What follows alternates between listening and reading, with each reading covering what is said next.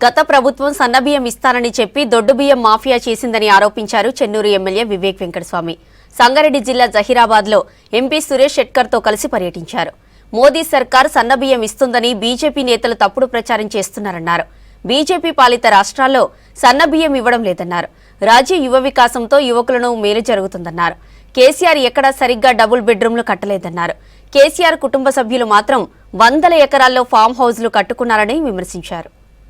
కూడా అనిపించేది నిజంగానే సోనియా గాంధీ గారు చాలా గొప్ప వ్యక్తి అన్నమాట. మేము కాంగ్రెస్ పార్టీలో ఉన్నప్పటికీ కూడా తెలంగాణ గురించి వీళ్ళు కొట్లాడుతున్నారు. వారు రాష్ట్రానికి కాపాడుకోవడానికి, రాష్ట్రానికి హక్కులు సాధించుకోవడానికి కొట్లాడుతున్నారని చెప్పి ఎప్పుడు కూడా మాకు విమర్శించలేదు. ఎప్పుడు కూడా ఆమె ప్రోత్సహించేది. చలో మీరు కొట్లాడిన, మీ హక్కుల కోసం మీరు కొట్లాడండి అని చెప్పి ఇప్పుడు సోనియా గాంధీ గారు కొట్లాడడం జరిగింది. అప్పుడు కూడా మేము తెలంగాణ ఉద్యమంలో ఉన్నప్పుడు అందరం ఎంపీస్ అందరం కలిసి నిజంగానే 350 మందికి ఎవరైతే ప్రాణ త్యాగాలు చేసుకున్నారో ఆ రోజులలో 1 లక్ష రూపాయలు మేము అందరికీ కూడా అన్ని డిస్ట్రిక్ట్స్ తిరిగి అప్పుడు అందరికీ కూడా హ్యాండ్ ఓవర్ చేయడం జరిగింది. అంటే ఆ ఉద్యమం ఒక మంచి అవకాశం ఉండే మా అందరికీ ప్రజల దగ్గరికి వెళ్ళి ప్రజల కోసం ఉండటానికి. బాబాసాహెబ్ అంబేద్కర్ గారు ఒక గొప్ప వ్యక్తి. ఆ రోజులలో కుల వివక్ష ఉన్నప్పటికీ కూడా వారు మంచిగా చదువుకొని అందరికీ కూడా ఒక దారి చూపించాడు. చాలామంది అనుకుంటారు, అరే ఇన్ని స్టాచ్యూస్ పెడుతున్నారు, ఎందుకు పెడుతున్నారు దళితులు స్టాచ్యూస్ అంటే కేవలం ఒక కారణం. బాబాసాహెబ్ గారి ఫోటో చూసినప్పుడు, ఆ స్టాచ్యూ చూసినప్పుడు దళితులైనా కానీ అందరికీ కూడా ఒక హోప్ వస్తుంది అన్నమాట, ఒక భరోసా. అరే నిజంగానే వారి స్ఫూర్తితోని మనం కూడా ఎదగొచ్చు, మనం కూడా మంచిగా వారు ఎట్లయితే విలువలతోని పనిచేస్తారో అది చెయ్యొచ్చు అని చెప్పి మనకు కూడా ఒక రోషం వచ్చినట్టు వస్తుంది. నాకు కూడా ఒక 120 స్టాచ్యూస్ వరకు ఇప్పుడు కాంట్రిబ్యూట్ చేయడం జరిగింది.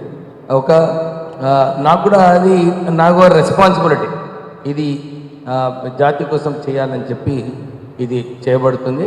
ఆల్ ఇండియా కాంగ్రెస్ పార్టీ ఆదేశాలు జై బాబు, జై భీమ్, జై సంవిధాన్. ఈ కార్యక్రమంలో మా కాన్స్టిట్యున్సీలో తిరిగినప్పుడు అందరు ప్రజలు కూడా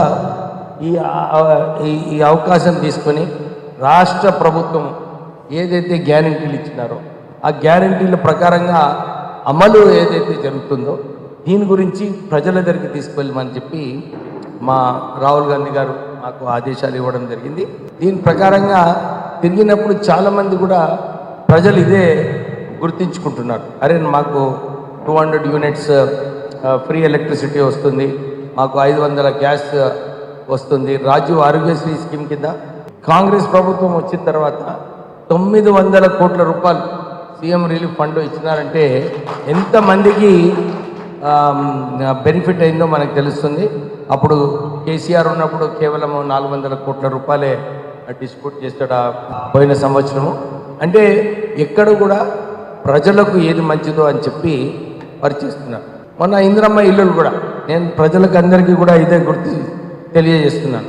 ఇంతకుముందు కాంగ్రెస్ హయాంలో ఉన్నప్పుడు అప్పుడు అందరికీ ఇందిరమ్మ ఇల్లులు అని చెప్పి అప్పుడు నిధులు కేటాయించడం జరిగింది, చాలామంది కూడా కట్టుకోవడం జరిగింది. ఇప్పుడు కూడా ఇది మంచి అవకాశం.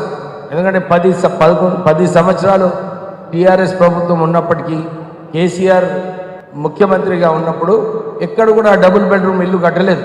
ఎక్కడో కొంచెం సిటీలో ఎక్కడ కట్టినాడు అక్కడ కట్టినాడు, కానీ ప్రజలకు అవసరం ఉంటుంది, మనము ఈ మాట ఇచ్చినాము అని చెప్పి పకడ్బందీగా చేయలేదు.